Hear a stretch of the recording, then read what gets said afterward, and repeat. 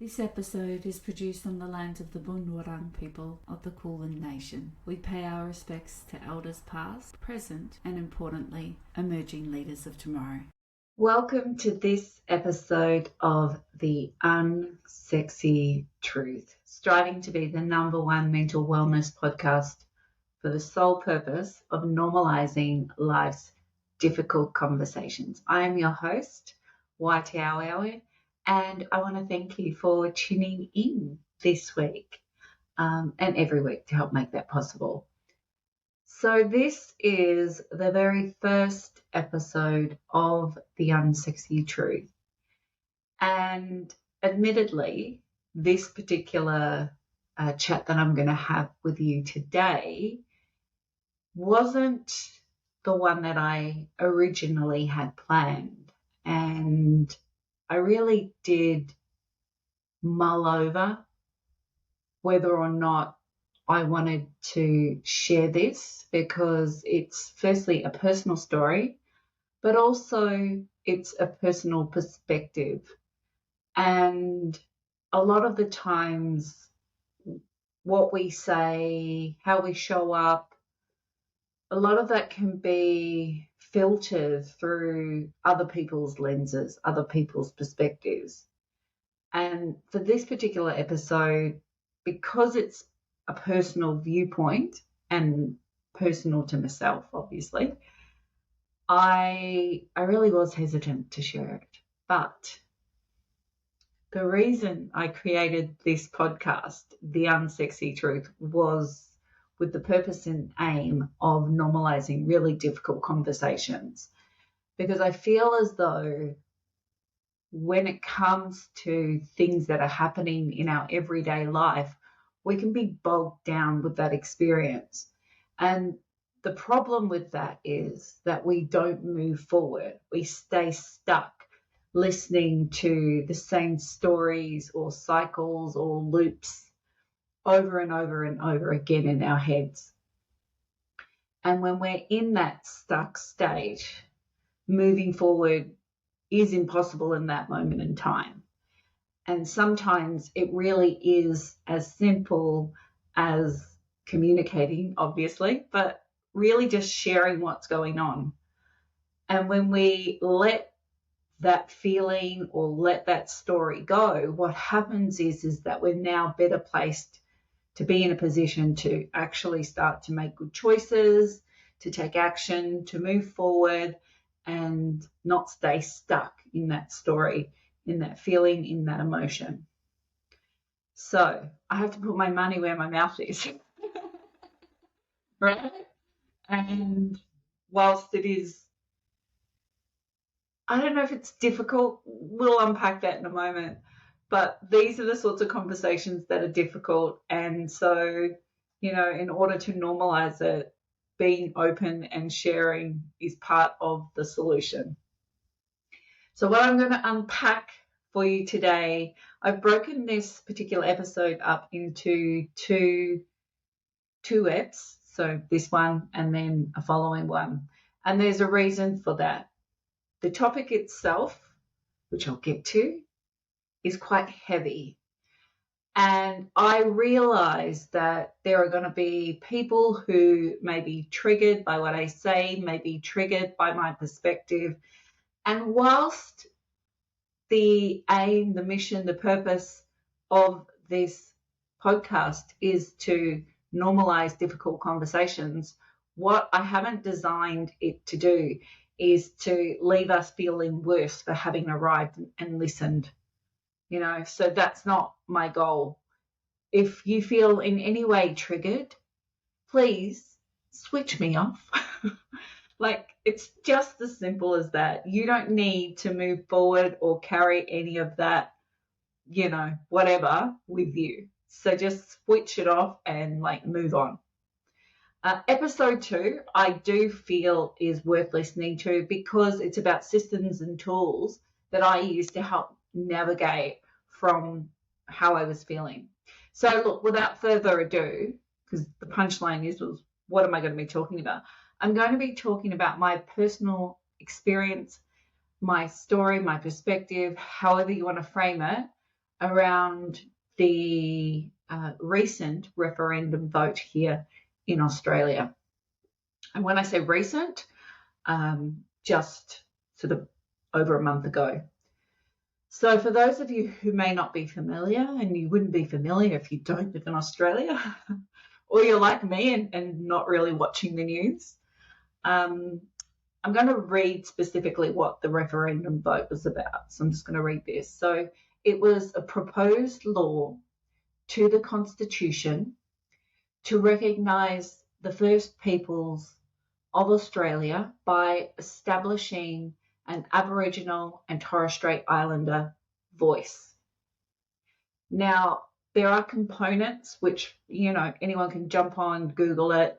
You'll be able to see what that actually meant. I don't want to get into the political side of it because we'll just get lost down the rabbit hole. And honestly, whilst I educated myself on the topic, I am not an expert on the political component, and that's not what this episode is about.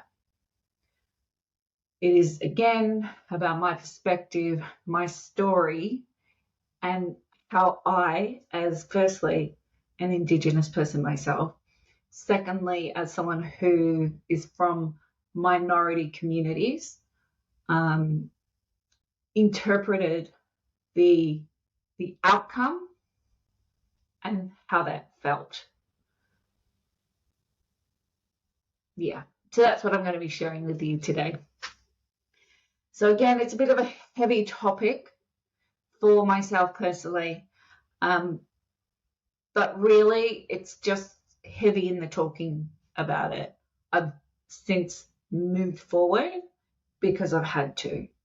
So I think it's only fair that I cover a few things. I want to give you a little bit of context and background, where I grew up, and then obviously sort of that can set some context or set the scene to give you an idea around, why this is quite a personal journey, despite the fact that I am not Indigenous to this country. So I moved to Australia with my mother. I was 6 years old and I grew up here. I have been back to New Zealand, so that's my native country. I'm New Zealand Māori. I have been back home, obviously not only for holidays, but I've been back home. I spent 6 years at home doing further study I'm showing my age now, in 1999 I moved back, and the reason that I returned back home there's a lot of different reasons, but the main reason that I came home was because my mother was ill and my sister needed a hand in her care. So I have a very much an Australian story or upbringing as a migrant, which I never really thought of myself as a migrant because New Zealand and Australia were so close. We're like, cousins, so to speak. And so I never really saw myself the way I might have seen others who travelled further. So I came with Mum. I was 6 years old. We landed in Sydney, and we spent the first couple of years in Sydney itself. And so Sydney at the time, we're talking about the mid-80s, was, if anyone, is familiar with Australia during that time, I think the way I can recall it, obviously there's so many good things, but it really, really was kind of I don't want to say that. It was very different to the environment that I came from. So I've come from small town country, New Zealand, to big city. And when Mum arrived, for whatever reason, we ended up, I know why, but she ended up losing all of her life savings. Just one of those freak things that happens to people. We were sitting at a bus stop in Bondi. Beautiful bus. I can picture it clear as day, mostly because it's probably one of the most beautiful bus stops I've been to, even now. So Bondi overlooking, there's a bus stop. and my mother and I were sitting at the bus stop waiting for the bus. We'd been there a while. I remember the feeling. We'd been there a while. And just before the bus had come, a lady came down and sat next to us. And for whatever reason, Mum had been distracted. And what transpired is that lady stole Mum's purse. But inside Mum's purse, because this is what you did back in the 80s, she had her life savings. So it was close to $30,000. Now, $30,000 back in the 80s was a lot of money, right? So her bag was stolen. And how our life kind of transpired after that was as a result of really that incident. And I'm sure, you know, if I were to unpack that even further, things happen for a reason. I haven't really delved into that, but what transpired was that we stayed. And from what I understand, you know, family back home said, oh, you should come back home, which would have been the easy choice. But of course, my mother, like myself, didn't make the easy choice. And so we proceeded to stay in this country. Mum had nothing. And it really was a hard life. And for me, I didn't, you don't know any different as a child. But I know now as an adult looking back at the choices that she made, Jesus, sorry, Lord, she made a really tough call to not only stay, but to stay with a 6-year-old child with no money and figure it out. And figure it out she did. So first couple of years, we lived in Sydney. Mum was, you know, doing odd jobs, and I enrolled in school and thus began our life here in Australia. Now, whilst I call myself Wai, because that is my name, my full name is Wai Project. So mid-80s, I look different to everyone else. Everyone else's name is Sally or Rachel or Laura or Chris or, you know, Nick. I can't remember any of these names, but you get the gist. So mid-80s, Sydney. My name is Waitukaro. I start school, and that thus really starts my journey about learning what different is.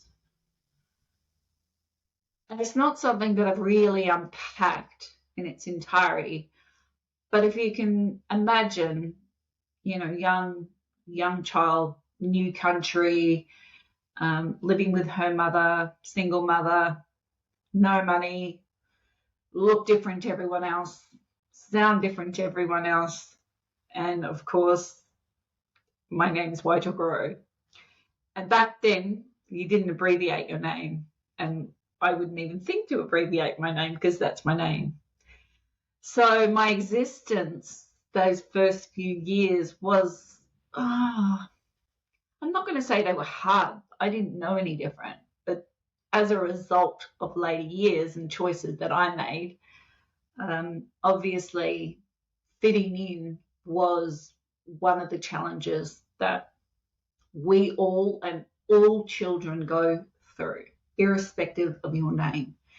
It is just a little bit different if you've got all these other variables to consider, you know.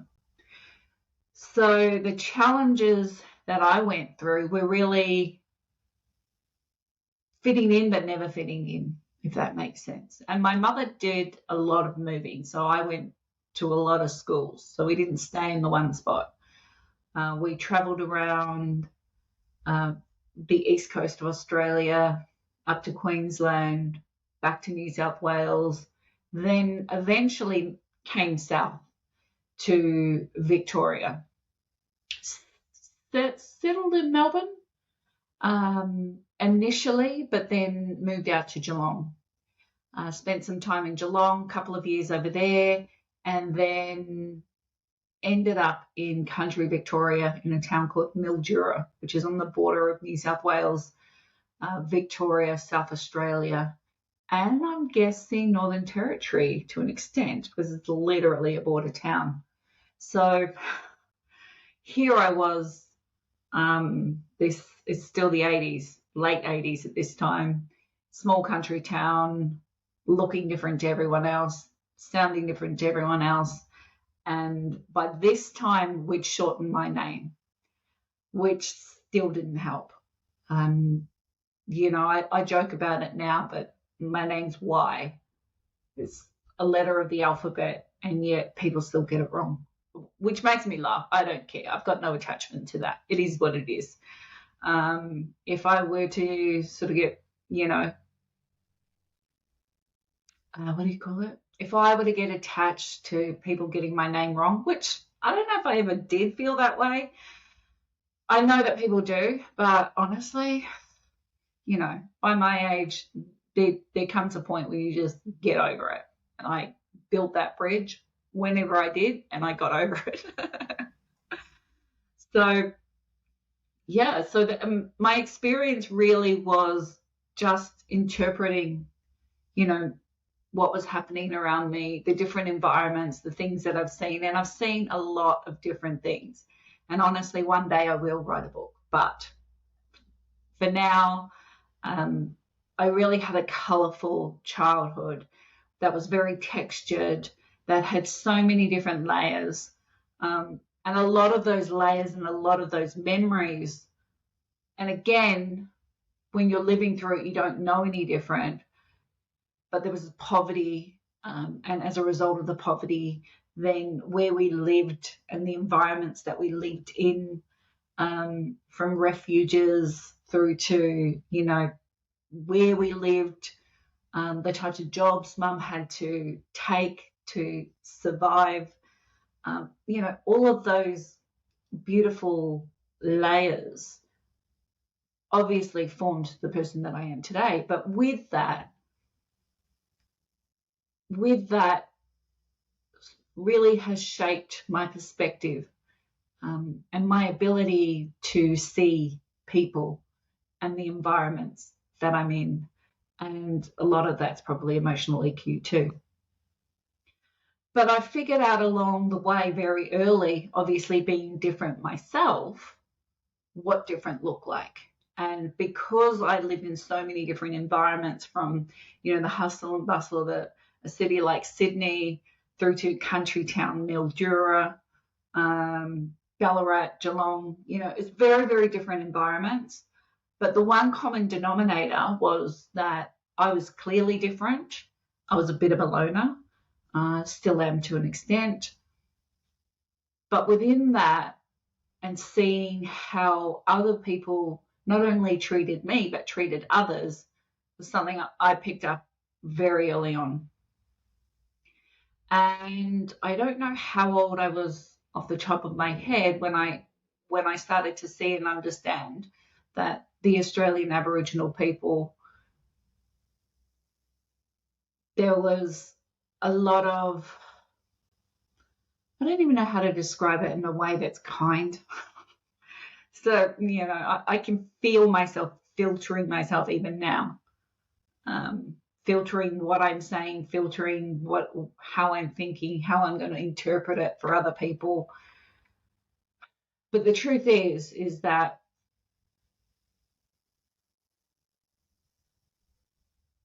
and I'm going to include myself in this for so many different reasons, but I think it's best because I'm not part of that community that I really just include myself in the community that I grew up with. But people have such an abysmal viewpoint of our Indigenous people here in Australia at the time. I don't know if a lot's changed. If I'm being honest with you, I'd probably say not. And I can, right? That's probably going to annoy some people, but whatever. I speak from experience. I speak because I see it, and I speak because I understand. So people, one, have an abysmal viewpoint of our indigenous people here in this country, people as a result of very, very racist, especially the timeframes that I'm talking about. Although I didn't know that, I just thought that was normal. I knew it wasn't right because I'm not, I'm a child, but I'm not in any way stupid. I grew up with the mother that I had, and so had a very worldly upbringing. So I knew that I'd figured out pretty early on that, wait a minute, if I'm here and everyone else is here and they're there, okay, there's something awry, So it's not rocket science to realize that. And I'll get into this a little bit further on down the track, but when you are yourself part of a minority, you just see everyone. You don't see different, or I didn't see different because I wasn't brought up to see different, but you feel it most definitely. So here I am, figured out pretty early on that there's a pecking order. That pecking order still exists. Again, controversial, it's the truth. So pecking order still exists. And I figured out that this is a lower common denominator than where I'm sitting. And this is a personal viewpoint that I share that I wouldn't share with many people. Now I'm sharing it with everyone. Go figure.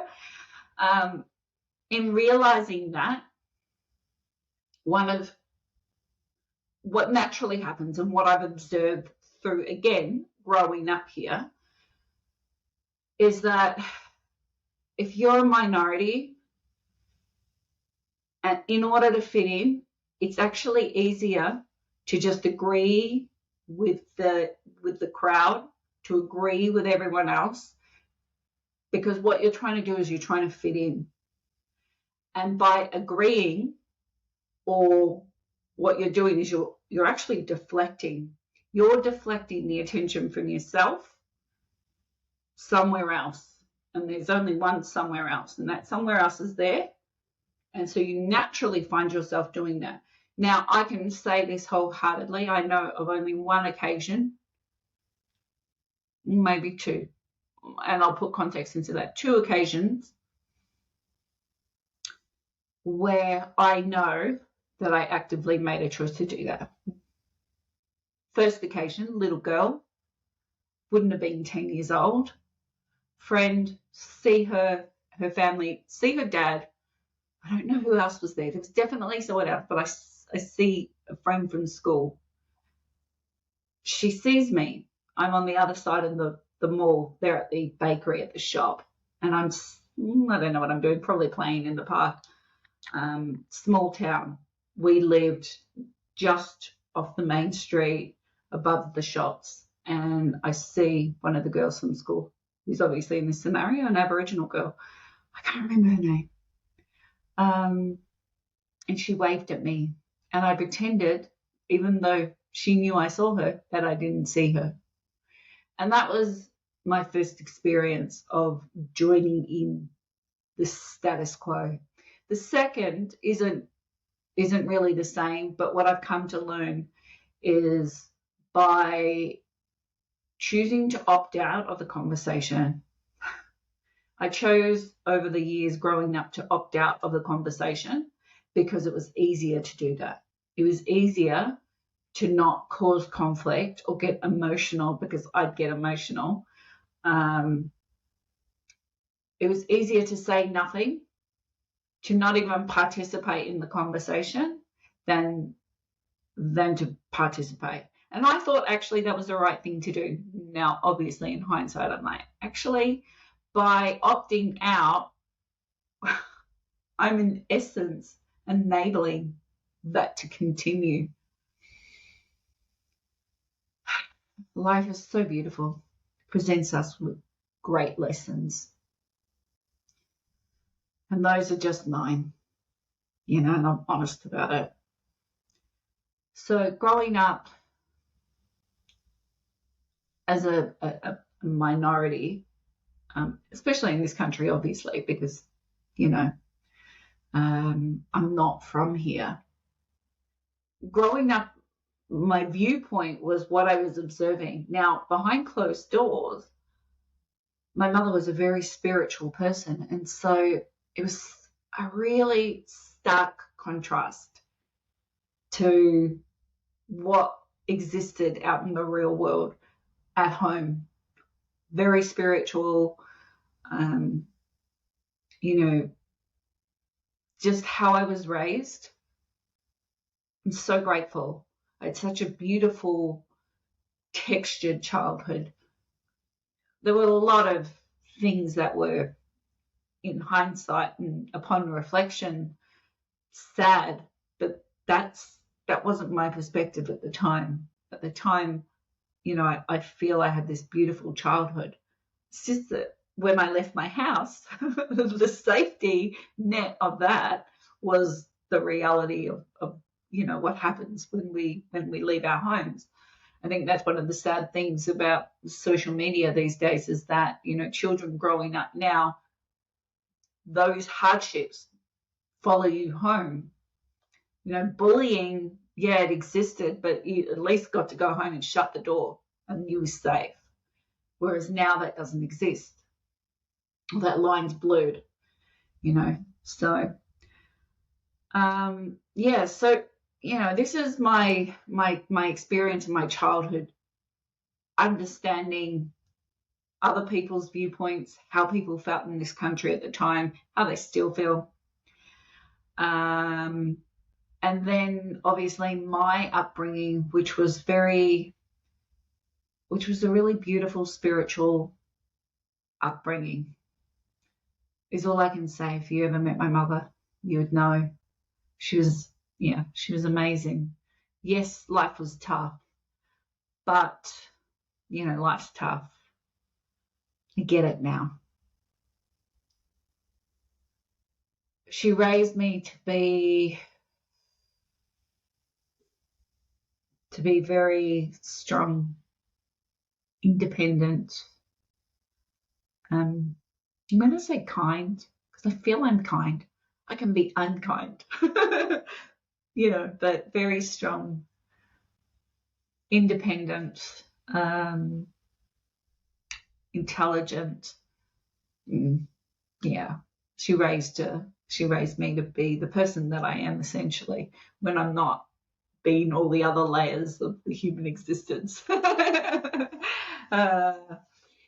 So anyway, the reason why I wanted to share that is to really just give you context about this sort of layered, upbringing that I had, the person that I am, the background. I'm Māori. I grew up as if I was back home. My mother raised me with all of the foundational values and all of the values that I would have received even if I'd grown up back home. The only difference is that I wasn't raised to speak Māori. That wasn't done. That's another topic. Same sorts of things happen back home. That's why I'm familiar with them. But a lot of the experience that I have is also a generational trauma. And I won't go down that alleyway now, but I really just want to give people context into the feeling and why my perspective and why the outcome of the referendum vote impacted me the way it did. And there's a couple of things that I want to share. I'm just going to read through my notes. Firstly, I'm in a position to not allow things to impact me for so many reasons. But my lifestyle now is quite a spiritual lifestyle. And so to be impacted by these outside influences or these events or this trauma really, in essence, shouldn't have happened.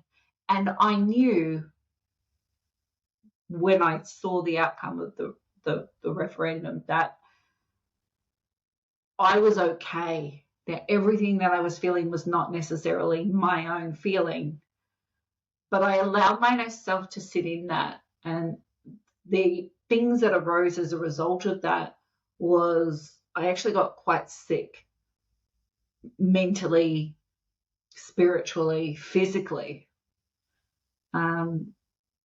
Trauma for myself, and this is a well documented experience for people. I'll throw a name out there. If you're familiar with them, then you'll know what I'm talking about. But if you're not, by all means, fascinating human being, Dr. Gabor Mate, one of the foremost thought leaders on trauma, on childhood trauma, and the impacts that it has on our physical body. Completely fascinating. So anyway, fast forward through that bit. But I'm well aware of how things can impact you, and I'm well aware of how not to let those things. But I'm also human. And the part about being human is that we get choices. And sometimes we indulge in those choices, and I definitely indulge. And episode 2 is going to be about the recovery process, what happened, and then the recovery process. Today is about sharing the perspective, and this is the bit that I want to get to. The reason why it impacted me so personally is, one, I can relate.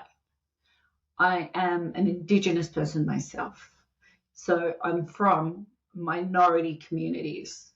So I'm familiar not only with the why from, a cultural perspective, but I understand the why. You don't need to explain to me or others what this vote was about. We all got it. The only people who missed the memo was everyone that was looking at the politics. Now, I've had lots of different conversations around the political component. The thing is, when you're trying to tell people a story about, why they should vote yes, and they're stuck in this dialogue about politics or politicians. Don't even get me started on that. The problem with that is that I understand it, firstly. So, and I'm not going to talk about politics because I'm not an expert, and who cares? So many people talking about the political side. So I don't care about that because I understand what this vote was about.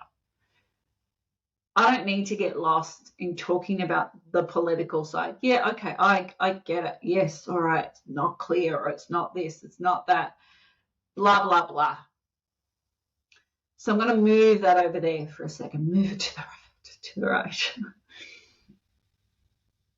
In Indigenous cultures, and it's easy for me to talk about my own, but I know, whilst I'm not well versed and stand to be corrected by any of the aunties or uncles, please, or cousins, please correct me.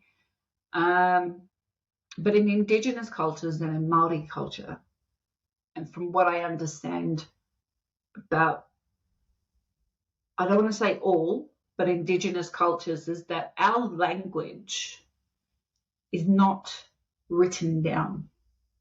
The language is passed on through.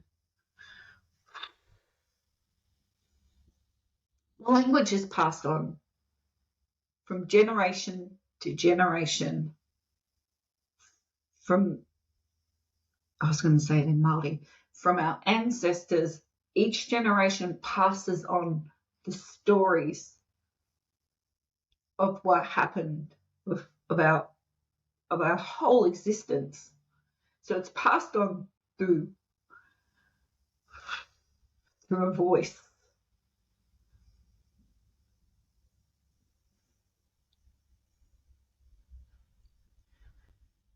Voice to Parliament. makes so much sense.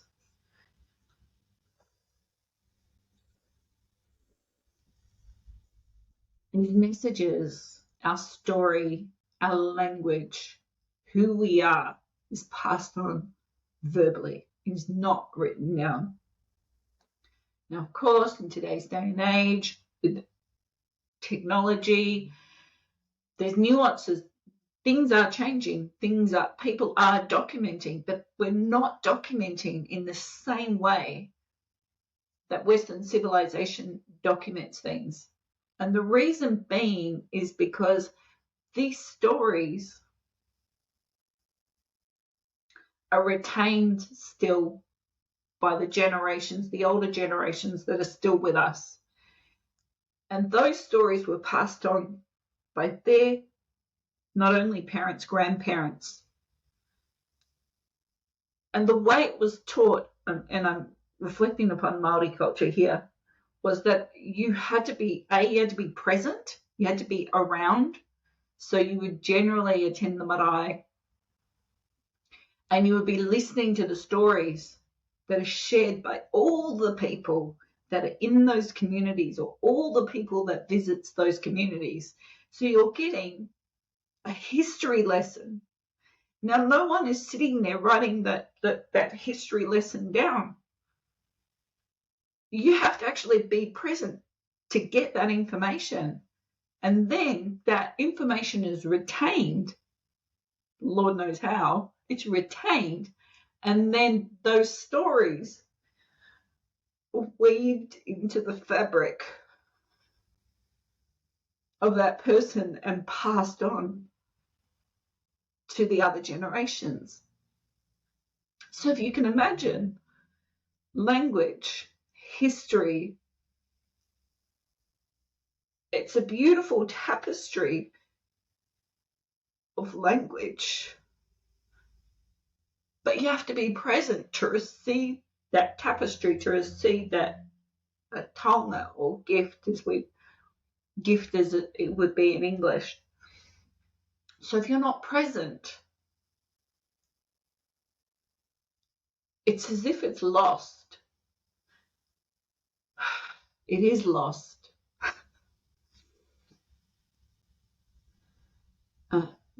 There's so many different reasons, and that's another episode why Māori culture is so strong.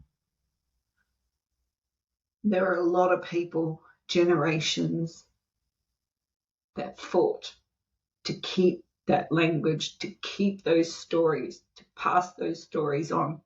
And one story that I was privy to here when I met one of the aunties here in Melbourne at an event that I went to. I don't know if it's an event. Well, anyway, it was a Māori event. But we had the privilege of being taken up to what is known as where the 1,000 Steps is, taken up to that area of Melbourne in the Dandenongs and to hear the stories. And from what I understand, and it's so limited, I'm so embarrassed by this. I'm so embarrassed I grew up in this country. I know absolutely nothing about it. Is that back in the day when an Aboriginal person from one area went to another area, the way they would be welcomed by someone from the other tribe was they would be recognized and say, I see you. And then that person would say, where they're from. And then that exchange would happen. It's very much similar in Māori culture, whereas when I go and meet people, when they're asking you your name, they're not asking you, they're asking you your name, but they're asking you who you are and who your people are. And then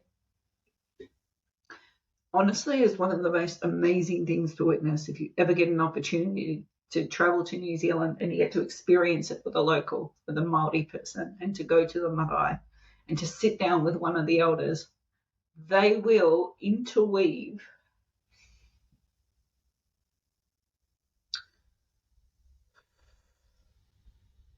the stories that they were present in hearing, and stories that were passed on to them into the conversation, and they will connect all the dots about how they know you.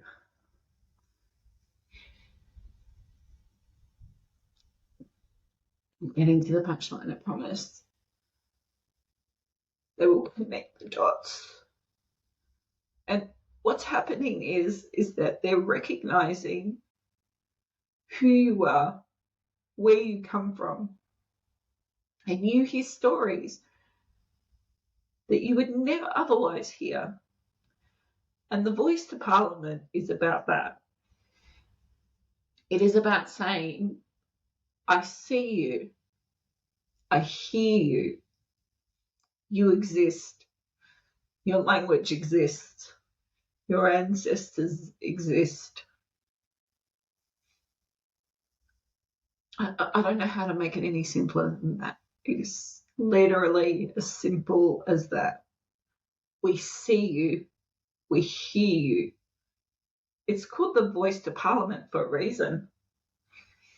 It's not about just having a voice.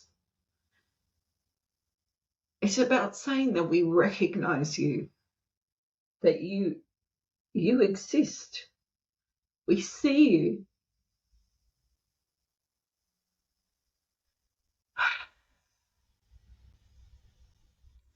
And a no vote does the complete opposite. It says you don't exist. That's what that means to me. That's what that means to any Indigenous person. We don't see you. You don't exist. That beautiful tapestry that I tried to share with you, it's like vapor. Just like that. So as we get lost in the political component, again, not going there. I'm sure we could have that banter. I'd stand to be like educated by anyone, please. Like happy to have that conversation. Maybe. I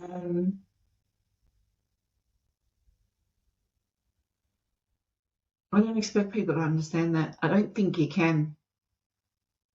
It's a choice. You can either choose to understand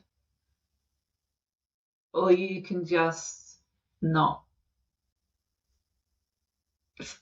That's it. So this isn't about, okay, well, what's next? Because what was next for me is that I really needed to, as quickly as I could, build a bridge and move forward and let that experience go.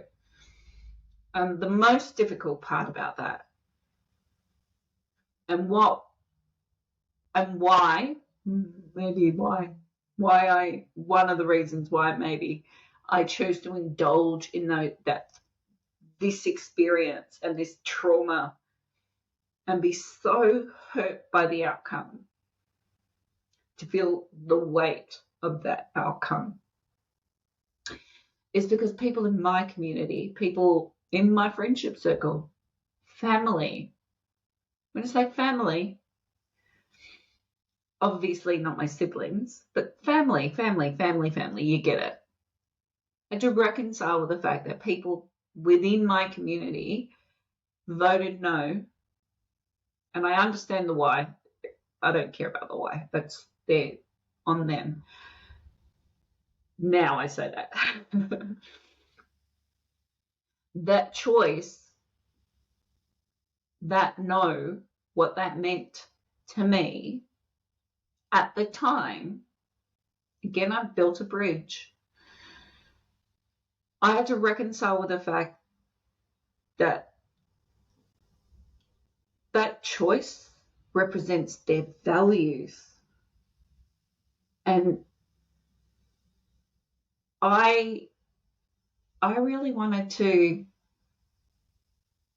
I would like to have just eliminated those people from my life. If this was post now and I meet people, I don't have to welcome these people into my home. Like, I don't have to connect with them.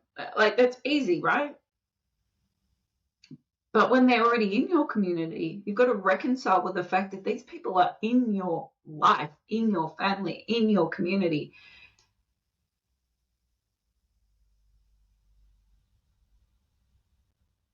Oh,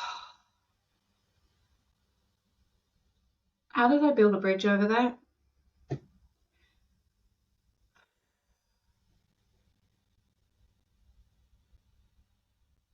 I just had to. And what I fought with,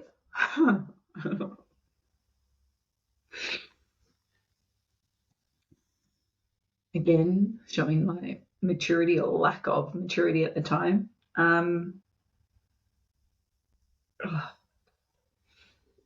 Sorry, Lord.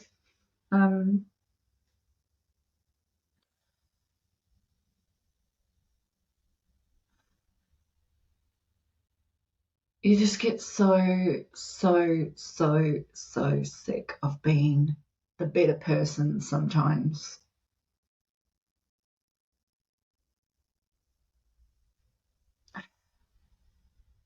But you just have to be the better person and go, okay, and let it go. And I didn't want to let it go. I was like, why should I be the better person? Why should I let it go?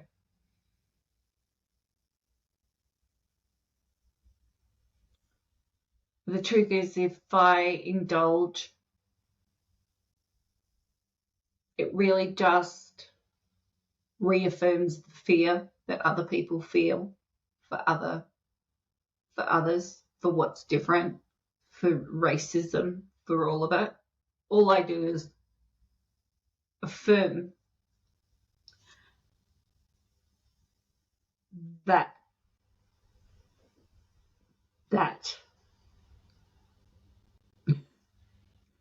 let me just tell you, I am so much better than that.